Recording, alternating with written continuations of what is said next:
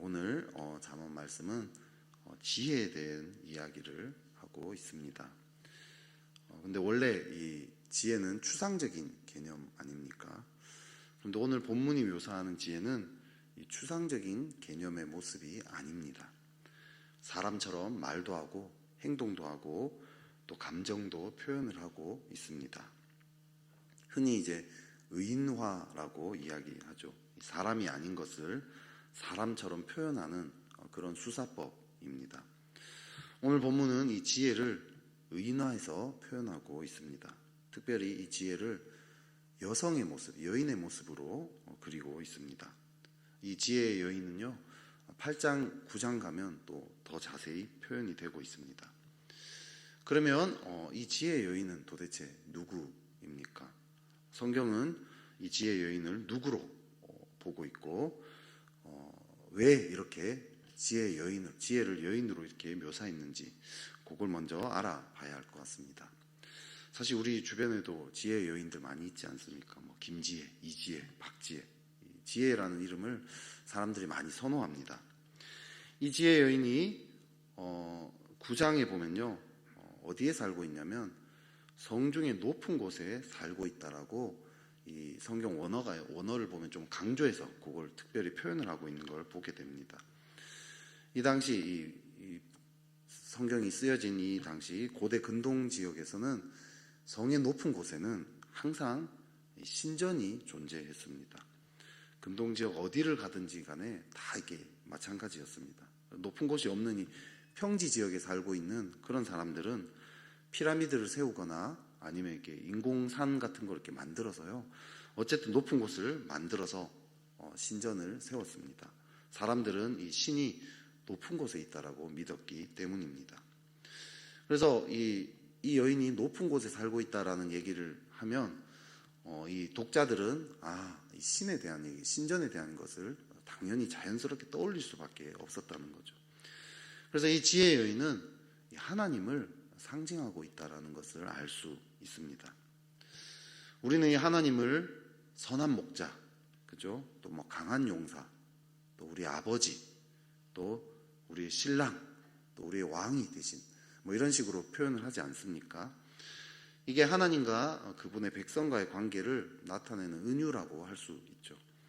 이런 은유가 하나님의 그 성품의 다양한 측면들을 보여주는 거죠.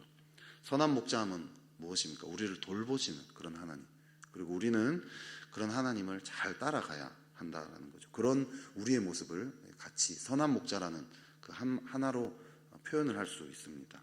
강한 용사, 이제 적들과 싸워서 승리하신 하나님, 그렇죠?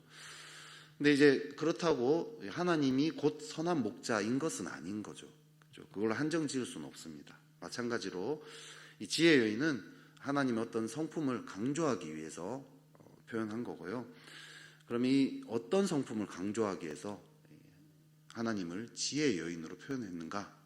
그거를 또 살펴봐야 합니다. 그러기 위해서는 또 이 잠언이 독자들을 뭐라고 부르는지도 또 생각을 해봐야 합니다. 제일 많이 부르는 호칭이 있는데요, 독자들을 아들아라고 표현을 하고 있습니다. 잠언서는 전체적으로 아버지가 아들에게 말하는 형식을 띠고 있습니다. 이 당시 이 잠언이 쓰여질 당시 고대 근동의 글들이요, 대부분 이런 형식이었다라고 합니다. 이 아들은 남성이죠, 남성. 그리고 이 잠언서를 보면 특별히 이 아들이 젊은 남자임을 알 수 있습니다. 젊은 남자는 어떻습니까? 여성과 결국은 긴밀한 관계를 맺어서 결혼을 하게 됩니다. 이 잠언에서는요, 지혜의 여인도 나오지만 또 한편으로 또 우매의 여인도 나옵니다. 지혜의 여인은 성의 높은 곳에 살았다고 했죠. 우매의 여인은 그럼 어디에서 살았을까요? 잠언을 살펴보면요, 이 우매의 여인도 성의 높은 곳에서 살고 있습니다. 이 우매의 여인도 신을 상징하죠. 이 여인은 지나가는 남자들을 유혹해서 악의 길로 빠뜨리는 여인입니다. 이 우매의 여인은 이스라엘 백성을 유혹해서 하나님으로부터 멀어지게 하는 우상, 거짓 징들을 상징한다고 보면 됩니다. 잠언의 독자인 이 젊은 젊은 남성은 지혜 여인도 만나고요, 또 우매의 여인도 만납니다. 지혜 여인도 이 남자를 만나고 초대합니다. 하지만 이 우매의 여인도 이 남자를 유혹합니다. 9장을 보면요, 이 둘이요, 이 남자를 둘 다 식탁에 초대를 하는 장면이 나옵니다. 식탁 초대. 고대 근동에서 식탁 초대는 아주 친밀한 관계를 상징하는 거죠. 이 두 여인은 둘 다 이 남자와 관계를 원합니다. 친밀한 관계를 원하는데요. 근데 한 남자가 두 여자와 다 관계를 맺는 건 불가능한 일이죠. 그래서 이들은 서로 관심을 끌려고 경쟁을 합니다. 독자인 우리, 젊은 남자로 표현됐지만요, 여성이든 뭐 다 상관이 없겠죠. 우리는 어느 여인과 식사를 할 것인가, 거기에 마주하고 있죠. 지혜의 여인과 만날 것인가, 아니면 우매의 여인을 만날 것인가. 어느 여인과 깊고 친밀한 관계를 맺느냐에 따라 우리의 삶과 죽음이 결정된다고 잠언이 이야기하고 있습니다. 이 둘 사이에 제3의 길은 없다, 둘 다 만날 수 없다라고 이야기하고 있습니다. 결국 하나님을 지혜의 여인으로 은유한 이 이유는 독자인 우리 젊은 남성, 우리가 하나님과 깊은 관계를 맺을 것인가, 아니면 우상과 깊은 관계를 맺을 것인가, 그것을 이야기하기 위함임을 알 수 있습니다. 그런 배경하에서 오늘의 본문을 살펴봐야 합니다. 오늘 이 지혜의 여인은요, 길거리와 광장과 성문어귀와 성중에서 소리를 치는 걸 보게 됩니다. 나에게 돌아오라고 계속 외치고 있습니다. 사람이 많은 곳, 사람들이 돌아다니는 그런 곳에서, 모든 사람들이 막 시끌벅적한 그런 곳에서 막 외치고 있습니다. 누구나 다 들을 수 있는 곳, 귀를 기울이기만 하면 누구나 들을 수 있는 곳에서 이야기를 하고 있습니다. 심지어 들으려는 마음을 먹기만 하면 어떤 일이 벌어집니까? 우리 오늘 본문 23절을 한번 읽어볼까요? 23절을 같이 한번 읽어보겠습니다. 시작. 나의 책망을 듣고 돌이키라. 보라, 내가 나의 영을 너희에게 부어주며 내 말을 너희에게 보이리라. 아멘. 듣고 돌이키기만 하면 영을 부어주고 내 말을 너희에게 보인다라고 이야기합니다. 말씀을 깨닫게 해주겠다라는 거죠. 히브리 원문에서 보이리라, 이 말은요, 그냥 단순히 보는 게 아니라요, 체험을 통해서 체득하는 생생하게 아는 것, 생생하게 보는 것, 그걸 이야기합니다. 생생한 알을 이야기합니다. 사물이나 대상의 본질을 꿰뚫어 보는 걸 이야기합니다. 말씀의 본질을 깨닫게, 꿰뚫어 보게 해주겠다라고 이야기하죠. 많은 사람들이요, 말씀을 읽어도 잘 모르겠다고 이야기합니다. 말씀이 안 깨달아진다라고 얘기합니다. 아닙니다. 들으려는 마음이 없는 거죠. 눈으로 읽으려고는 하는데, 읽기는 하는데 마음은 다른 곳에 가 있기 때문입니다. 정말 들으려는 마음을 가지고 읽으면 성령을, 영을 부어주고요, 내 말은 너에게 보이리라라고 분명히 약속을 하셨고요, 실제로 그렇게 하십니다.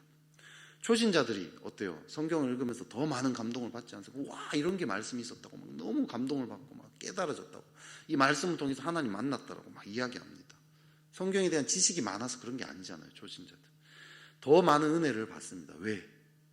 들으려는 마음으로, 어찌하든지 이게 하나님 뭐라고 말씀하시는지 그런 이 갈망을 가지고 말씀을 보기 때문입니다. 그런데 그렇게 들으려는 마음을 가지고 보기만 하면 깨닫게 해주겠다고, 알게 해주겠다고 했는데, 오늘 본문의 사람들은 듣기를 싫어합니다. 24, 25절을 보면요, 불렀으나 너희가 듣기 싫어하였고 손을 폈으나 돌아보는 자가 없었고 도리어 나의 모든 교훈을 멸시하며 나의 책망을 받지 아니하였은즉이라고 이야기합니다.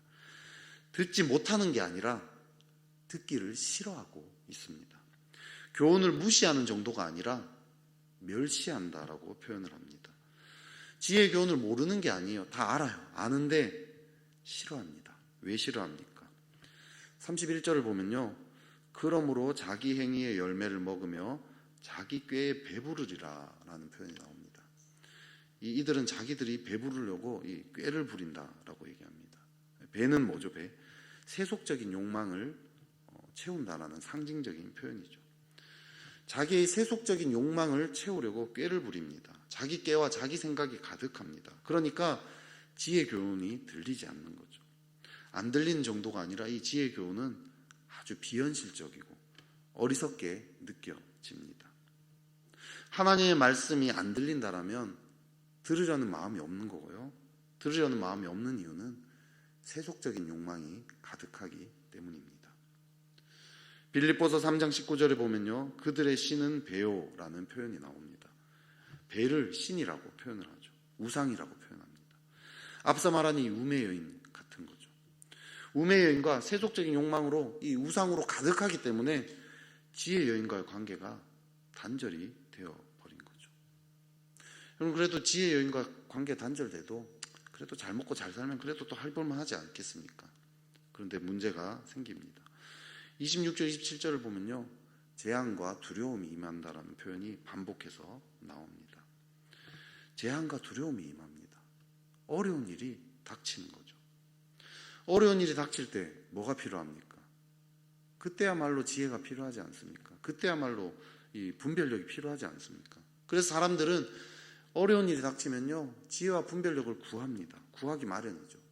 근데 그렇게 구했는데 또 문제가 발생합니다. 우리 28절 우리 같이 한번 읽어볼까요? 28절. 지혜와 분별력을 구했는데 어떻게 됩니까? 같이 읽겠습니다. 시작. 그때 너희가 나를 부르리라. 그래도 내가 대답하지 아니하겠고 부지런히 나를 찾으리라. 그래도 나를 만나지 못하리니. 부르짖어도 만나지 못한다라고 표현합니다. 저는 오늘 이 본문 이거 읽을 때요, 28절 읽을 때 마음이 좀 답답해지더라고요.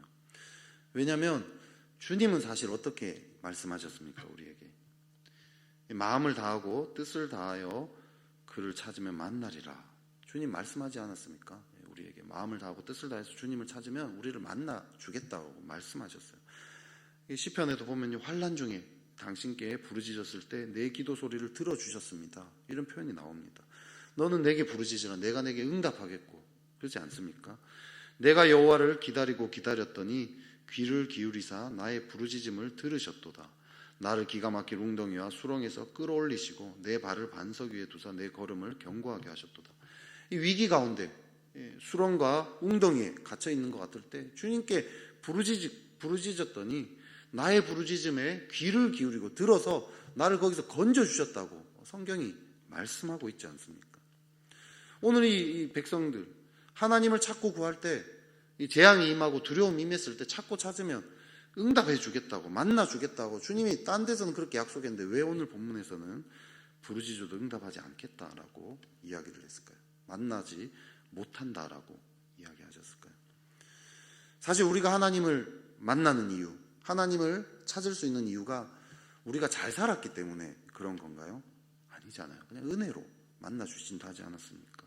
예수님이 은혜로 우리의 모든 허물을 용서하셨기 때문에 우리는 어떤 상황이든 어떤 환경이든 하나님께 나아갈 수 있습니다. 그게 은혜인 거죠. 그런데 오늘 본문은 이 두려움과 재앙이 임했을 때 부르짖어도 만나지 못한다라고 이야기합니다. 이걸 가지고 묵상을 하다가 보니까요, 이 예화가 하나 떠올랐습니다. 옛날에도 한번 이야기한 적이 있는 건데요. 나는 죽고 예수로 사는 사람이라는 이 책을 쓴 유기성 목사님의 예화입니다. 이분이 군목으로 인간하려고 훈련소에 들어갑니다. 그런데 장기 훈련을 받다가 고관절이 부러지는 중상을 입습니다. 그래서 국군 통합병원으로 후송돼서 응급수술을 받게 됩니다.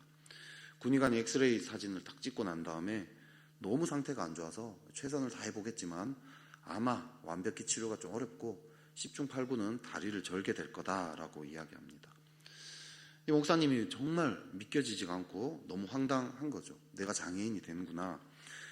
급하게 바로 그 다음날 수술 스케줄이 잡힙니다. 부모님과 아내한테 연락을 해야 되는데 연락을 부탁할 사람도 없었고요. 또 해봤자 무슨 소용이 있을까? 당장 내일 아침 수술인데 막 이런 생각이 들었답니다. 수술 준비를 다 마치고 이제 의사와 뭐 이렇게 다 떠나가고 자기 혼자 수술 대기실에 홀로 남겨졌습니다. 그때 시계를 보니까 밤 11시였다는 거죠. 그런데 그제서야 하나님이 생각이 났답니다. 그대로 읽겠습니다. 하나님, 나는 큰 소리로 하나님을 불렀습니다. 그러나 하나님은 아무 응답이 없으셨습니다. 나는 다시 하나님을 찾았습니다. 하나님, 이렇게 3번 하나님을 불렀습니다. 아무 대답이 없으시다니. 순간 나는 속에서 뜨거운 게 확 치밀어 오르며 통곡이 터져 나왔습니다. 너무나 비참했습니다. 내가 다리를 절게 되었다는 사실이 비참한 게 아닙니다. 내가 엉터리 목사였구나 라는 사실이 나를 비참하게 만들었습니다. 하나님을 열심히 믿고 설교도 열심히 하고 3대째 목사요, 사람들로부터 훌륭하다, 모범적이다 라는 칭찬을 들어온 나였습니다. 그런데 그런 내가 그 순간 하나님을 어떻게 찾는지도 어떻게 응답을 받는지도 모른다는 것이 나는 너무 끔찍하게 느껴졌습니다. 이렇게 이야기합니다. 이후에 이분이요, 자기가 알고 봤더니 그 군대 선교를 위해서 군목으로 간다고 했는데 사실은 이 장교가 더 편하지 않습니까? 그게 편해 보여가지고 그랬다라는 자기의 속마음을 깨닫습니다. 더 나아가서요, 군목으로 하면 빨리 목사 안수를 받을 수 있으니까 빨리 목사 안수를 받고 또 유학을 갔다 와서 큰 교회에서 담임이 되려고 했던 이런 세속적인 야망도 막 깨닫게 됩니다. 그걸 막 깊이 회개하면서 하나님을 만나게 됩니다. 하지만 지금 이 순간은 하나님을 그렇게 크게 불렀지만 하나님을 만나지 못합니다. 하나님 음성을 듣지 못하는 거죠. 왜 그렇습니까? 한 번도 들어본 적이 없는 거죠. 세속적인 야망에 사로잡혀서 하나님 음성을 듣고자 실험해 본 적이 없었습니다. 진심으로 하나님께 나간 적이 없었던 거죠. 그래서 하나님 음성을 듣는다는 것이 무엇인지 전혀 몰랐다는 거죠. 부르짖어도 만나지 못하는 이유가 무엇입니까? 하나님이 안 만나주시기 때문이 아닙니다. 하나님은 지금도 우리를 만나고 싶습니다. 오늘도 지혜 여인이요, 계속해서 돌아오라고 계속 이렇게 이야기합니다. 하지만 평소에 하나님을 싫어하고 하나님께 나아가지 않았기 때문에 하나님 찾는 법을 모릅니다. 하나님을 만나더라도요, 너무 오랜만이야. 하나님이 열심히 찾아보지만 너무 오랜만이라서 관계가 서먹서먹합니다. 그리고 너무 오랜만에 만난 사람이 얘기를 하면요, 그 말이 무슨 뜻인지 진의를 깨닫지 못하고 오해할 때도 많지 않습니까? 지금 그렇기 때문에 그 하나님을 찾아도 부르짖어도 그분의 음성을 듣지 못하는 거죠. 하지만 지혜 여인으로 묘사되는 이 하나님과 친밀하게 깊이 교제를 했던 사람은 어떻게 살아가겠습니까? 이 33절을 한번 읽어볼까요? 33절 읽어보겠습니다. 시작. 오직 내 말을 듣는 자는 평안히 살며 재앙의 두려움이 없이 안전하리라. 재앙이 없다고 얘기하지 않고 재앙의 두려움이 없다라고 표현합니다. 재앙을 만나도 두려움이 없습니다. 왜 그렇습니까? 상황이 아무리 어려워도 하나님과 친밀하게 교제하기 때문에 부딪힐 힘이 있는 거죠. 어떻게 감당할지 지혜들이 계속 생깁니다. 내가 할 수 있는 게 하고 내가 할 수 없는 게 뭔지 분별할 수 있는 거죠. 그래서 그 분별과 지혜가 있기 때문에 견딜만 한 거죠. 재앙의 두려움 가운데 너무 두려워서 넘어지지는 않는다는 것입니다. 지혜 여인은요, 우리와 깊은 관계 맺기를 원합니다. 우리를 젊은 남성으로 보고 있습니다. 그래야 정말 친밀한 관계, 말할 수 없는 그 깊은 관계를 맺고자 합니다. 중요한 것은 우리도 그런 깊은 관계 가운데 나아가고자 하느냐입니다. 그런 관계를 맺고자 하면 정말 하나님께 그 지혜 여인에게만 내 온 마음을 다 내어주고, 이 결혼한 부부가 정말 온전히 하나 된 것처럼 영적으로, 육체적으로, 정서적으로 이 모든 면에서 완전히 연합이 되지 않습니까? 그런 관계를 하나님과 정말 맺고자 하기만 하면 나의 영을 부어주어서 내 말을 너희에게 보이겠다. 이 말씀을 정말 깊은 것까지 통달하게 해주겠다라고 주님이 약속하셨습니다. 주님은 그런 하나님의 그 깊은 것까지도 우리에게 나타내기를 우리보다 더 원하시는 분인 거죠. 하지만 우리 안에 세속적인 욕망에 사로잡혀서 이 우매 여인과 깊은 관계를 맺고 살아가기, 세상의 쾌락, 명예, 돈, 권력, 섹스 이런 것들에 우리를 계속해서 내어줬기 때문에 듣기를 싫어합니다. 듣기 싫어하는지도 모르는 채로 그냥 그렇게 살아갑니다. 문제는요, 삶의 어려움이 닥칠 때입니다. 재앙이 임할 때, 두려움이 임할 때입니다. 이때 정말 주의 음성을 들어야 되는데 어떻게 듣는지 모릅니다. 그분과 정말 깊은 관계, 그분과만 깊은 관계를 못 맺었으니까 모릅니다. 그래서요, 평소에도 사실은 어려움이 닥치면 어떡할까, 이 불안한 마음이 구석에 자리를 잡고 살아가는 거죠. 어느 여인과 식사를 하겠습니까? 지혜입니까? 우매입니까? 어느 여인과 정말 친밀하고 깊은 관계를 맺고 살아가겠습니까? 이 둘 중에 하나밖에 없다라고 성경은 이야기합니다. 혹시 우매에게 내 마음을 내어주고 있었다면 재빨리 깨닫고 돌이킵시다. 그리고 지혜의 여인의 그 음성을 듣고자 진심으로 거기에 나아가 봅시다. 그러면요, 나의 영을 너희에게 부어주며 내 말을 너희에게 보이리라. 이 주님의 말씀대로 될 것입니다. 그렇게 살아가는 저와 여러분 되기를 축복합니다.